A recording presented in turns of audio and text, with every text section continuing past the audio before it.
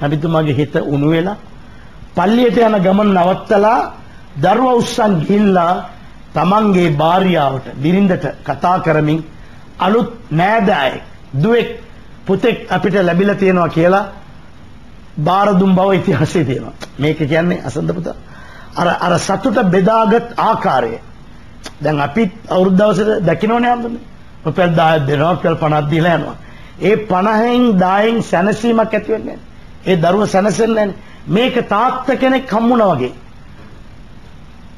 තමාට මවක් ලැබුණා වගේ. කොයිතරම් සතුටක්ද? එහෙනම් ඒ සතුට බෙදා ගැනීමේදී තව කෙනෙකු සතුටින් ඉන්නවා අපි දකින්නවත් ලොකුම සතුටක්. එය ලබා ගැනීම මේ තුලින් අපි දකින්න ඕනේ. ඒ තමයි ලබන්නා වූ 2009 වසර සතුටෙන් පිළිගැනීමට අපි ලෑස්තිව සිටින ආකාරය සලකුණ. නව වසරේ පෙළසැදී සමගියෙන් බැඳි යමු පෙරට ඇදී කිසි කලක නොවරදි. මේක අදිෂ්ඨානය කරන. එතකොට අපේ පොලිස් නිලධාරි තුමෙක් ඇහුවා මේම කරනවා නේද? දැන් මේගොල්ලෝ හැදෙන්නේ නැද්ද? ඇයි මේම කරන්න කියලා. දැන් හාමුදුරනේ කෙනෙකුට අවුරුදු 6කට අච්චු කරලා යවලා තියෙනවා. අවුරුදු 6ක් සිරේ ඉඳලා එනකොට අසන්ත පුතා ඔහු දේවදූතයෙක් වෙලා ඉන්න ඕනේ නේ. මේක මේ උපමාවක් නෙමෙයි හාමුදුරනේ. අනිත් දවසේ ආපහු ගියා. මොකකටද දඬුවම් ලැබිලා අවුරුදු 6ක් ගියාද? අවුරුදු 6ක් ගත කරලා ආවද? ඔහු ඇවිල්ලා අනිත් දවසේම එවැනි වැරද්ද කරලා ආපහු අවුවෙලා ඇතුළට යවුවා. එහෙනම් මේක දේශනා මගින් හෝ නැත්නම් නීති මාර්ගයෙන් හෝ දඬුවම් දීමින් හෝ මිනිස්සු හැදෙන්නේ නැහැ, හදන්න බෑ. අර දෙමළ සින්දුවක් තියෙනවනේ, திருடராய் பார்த்து திருந்தா விட்டால் திருட்டை ஒழிக்க முடியாது. හාමුදුරනේ අර හොරාම හිතන්න ඕනෙලු මම මේක කරනවා වැරදි.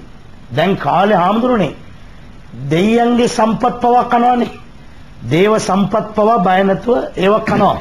එතකොට ඒ හොරකම් කරන පුද්ගලයාම හිතන්න ඕනෙලු මං මේක කරන එක වැරදි. තවත් කෙනෙකුගේ දේවල් ගැනීම වැරදි. මින් පස්සේ මා නොකරමි කියලා ඔහු හිතනකම් හොරකම නවත්තන්න බෑ කියලා සින්දුවේ කියනවා. ගීතේ. ඒ වගේ ඒ අය හිතන්න ඕනේ මා කරන එක මේක හරිද? මේක වැරදි නේද? මේ මගින් මොකද්ද මේක ඇති වෙන්න සැනසීම කියලා ඒ අය හිතන්න ඕනේ. එහෙනම් අලුත් අවුරුද්දක් පිළිගැනීමට ලෑස්ති වෙලා ඉන්න අපි දුකින් උපයාගත් තමන්ගේ වටිනා මුදල් රතිඤ්ඤා හෙවත් බොරු සතුටකට අලු කර පුලුස්සා දමා නාස්තියකින් නව අරුද්ද පිළිගැනීමේ වැරද්ද ගැන ධර්ම දේශනා තුලින් ජනතාවට පැහැදීමක් කර දී ඇති නියම සතුට ලබා ගැනීමට මේවා අවශ්‍ය බව කියා දිය යුතුයි. මේ අවස්ථාවේ කවි කීපයකින් පොඩි උපදේශක් ඒ අයට කියන්ට මා හිතනවා හාමුදුරනේ. සංගරුවනින් දෙන ඔවදන් පිළිපදින්න දිවිහිමියෙන් පනසේ ගුණදම් රකින්න පසුගිය දේ අමතක කොට යලි හිතන්න නවසිතුමින් සතුටු වෙන්න ඔබගේ යුතුයකම් කරන්න කියලා ප්‍රාර්ථනා කරනවා. හොඳයි. අනුග්‍රහක බවතුන්ගේ පණිවිඩ කීපයකින් පස්සේ අපි තව ටිකක් කතා කරමු.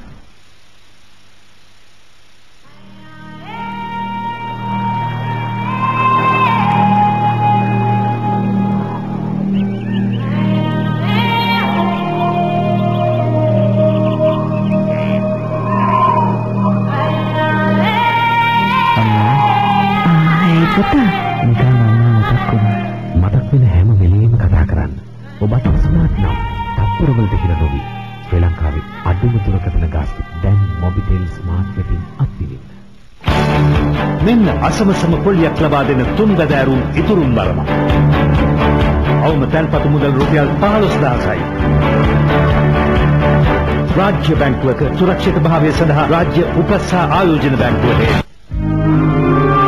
2009 වසරට සිත්පතා පැවැත්වෙන අටවිසි සම්බුද්ධ පූජා මහා පූජෝත්සවය නෙළුම් වැස්ස ජනවාරි 1 වන දින සවස 4 සිට හදවත රන්මුතුගල මහා විහාරයේ සම්බුදු මැදුරේ සිට මෙහෙයවීම පූජ්‍ය සීලගම විමල හිමිපාණන් නිලුම් වැස්ස රන්මුතුගල මහා විහාරයේදී බැතිබර දායකත්වය සම්පත් බැංකුව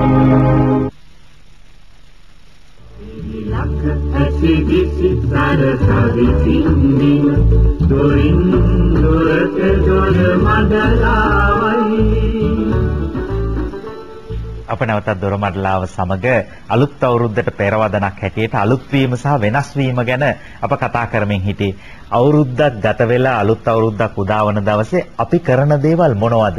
මේවා අර්ථවත්ද? අපේ ජීවිතයේ යහපතට මේවා බලපාන්නේ කොහොමද කියලා අපි කතා කළා. අර පොලිස් නිලධාරි මහත්මයෙක් එතුමා ලබන අත්දැකීම් ඔස්සේ තමයි මම හිතන්නේ අදහස් පළ කළේ. ඒ සත්‍ය වෙන්න පුළුවන්, පේන්න තියෙනවා. ඒක ඇත්ත. අපි ඒ ගැන කතා කරන්න ඕනේ. ඒ වගේම මම හිතනවා ඉඳහිට හෝ හොඳට මේ අලුත් අවුරුද්ද උදා වෙන අලුත් අවුරුද්ද සමරන්ට අම්මට තාත්තට වැඳලා බුදුන් වැඳලා එහෙම නැත්නම් තමන්ගේ ආගමානුකූලව ඒ කටයුතු කරලා අලුත් විදිහට ප්‍රබෝධමත්ව අලුත් අවුරුද්ද බාර ගන්නට සූදානම් කොච්චර පිරිසක් මේ රටේ ඉන්නවද? ඒ අයව අගය කරන්නටත් අපි දොරමඩලා පාවිච්චි කරන්න ඕනේ. අපේ හැමදෙරුනේ මම හිතන්නේ මේ අවසාන භාගය නිසා කවියක් කියලාම පටන් ගත්තොත් හොඳයි කියලා හිතුණා හසන්ත මහත්මයා. වෙනස් කරමුද ඉතින් දැන්වත් ගෙවුණු වසරෙහි පිළිවෙත අලුත් සිතුවිලි ඇතිව යන්නට පින්වතුනි දැන් මග ඇත ඉරිසියාවෙන් ක්‍රෝධමානින් පෙළෙහි නම් ඔබේ හදවත නැකත් බලලා මොටද උයලා අරුණ උදේ කිරිබත හසන්ත මහත්මයා කිව්වා වගේ අපි නරක දේවල් ගොඩාක් වෙලාවට ඉස්මතු කරන්න වෙනුවට හොඳ දේ යහපත් දේ මතු කිරීම තුලක් තියෙන කෙනෙක් නිවැරදි කරගන්න පහසුතාවය. අඟුලිමාල අහිංසකනේ අඟුලිමාල උනේ. අඟුලිමාල 999ක් මිනිස්සු මරලා ඇඟිලි මාලයක් හදාගත්තු කතාව ප්‍රසිද්ධ කතාවක්. ඒක ඕන කෙනෙක් දන්නවා. හැබැයි ඒ අඟුලිමාලව නිවැරදි තැනකට ගන්න තාමත්ම සුළු වෙලාවයි ගත වුණේ. ඒක බලන්න මේ සිතේ ස්වභාවය. මේ සිත වෙනස් වෙච්ච සහ බුදුහාමුදුරුවෝ මේ සිත වෙනස් කරපු ආකාරය නිසා මේ දොරමඩලාව අහලා බලලා අද එක්කෙනෙක් හරි හසන්ත මහත්මයා. මම කියන්නේ එක්කෙනෙක් හරි නිවැරදි තැනකට එන්න උත්සාහ කරනවාමයි. ඒ නිසා මේකෙන් අපට වැඩක් නැහැ. මේවා කතා කරලා වැඩක් නැහැ. මේවා හරි අපරාධ කියන තැනට අපේ මනස ගොඩනගන්නම හොඳ නැහැ. අපි අන්තිම වශයෙන් හිතමුකෝ අපේ ජීවිතයට හැරෙමු, පවුලට හැරෙමු. ඔබ බිරිඳක් හැටියට හිතන්න ඔබේ ස්වාමියාට මොනවද මේ අවුරුද්ද වෙච්ච අඩුපාඩු? ඒවා හදාගමු. ස්වාමියා හිතන්න මගේ බිරිඳට මගේ අතින් මොනවද වෙච්ච අඩුපාඩු? වැටුපාරගෙන සමහර වෙලාවට බිරිඳට ගෙනල්ලා දෙන්නේ නැති මහත්තුරු ඕන තරම් ඉන්නවා. එක මහත්තයෙක් මට කිව්වා හාමුදුරනේ ඔබ වහන්සේ අපේ නෝනට කියන්න එපා මට මාසෙකට 60000ක් හම් වෙනවා. නමුත් නෝන දන්නේ 25000 කියලා. ඒ නෝනට වඩා මහා විශ්වාසයි මිනිහට. වෙනද එහෙම නෙමෙයිනේ.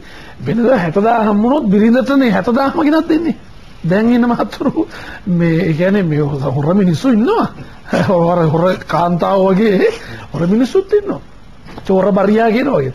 ඒ නිසා බිරිඳත් බලන කල්පනාවට අරගෙන මම මේ අවුරුද්දේ මහත්ය රස්සාවට යවලා එක එක channel වලට සමහරවල්ලාට කතා කරන අය ඉන්නවා. උයන පිහින ඒවා අහගන්න අය ඉන්නවා. සමහරව වියදම් කළා මොනවද එක එක පෙති වර්ග යෝගට් වර්ග මූණි ගාගෙන ඉන්නවා. අපි දකින්න රූපවාහිනිය. සමහරව මහත්ය දන්නේ නැහැ උදේ වැඩට යවලා. ඒ ඔබ හිතලා බලන්න මම මොනවා හරි හොරකමක් වංචාවක් මගේ අතින් කෙරුණාද? දූල පුතාලත් පුතේ හිතන්න මං තාත්තට අම්මට මේ අවුරුද්දේ මොන කොච්චර බොරු කියලාද තියෙනවා. සමහරලාට මේ අල්ලපිට ළඟ තියෙන හන්දියට ගිහිල්ලා එන්නම් කියලා ටවුන් හෝල් එකේ කී වතාවක් ගියාද හොරගම් කරලා. හොරකමට. පුතේ මේ වැරදි නිවැරදි මේ ඒකයි අර අපි දොරමඩලාවේ මම මුලින්ම පටන් ගත්තේ අලුතෙන් හිතන කෙනා තමයි දියුණු වෙන්නේ. ඔබ අපි හැම විටම අසුභවාදී පැත්තට නෙමෙයි සුභවාදීව හිතන්න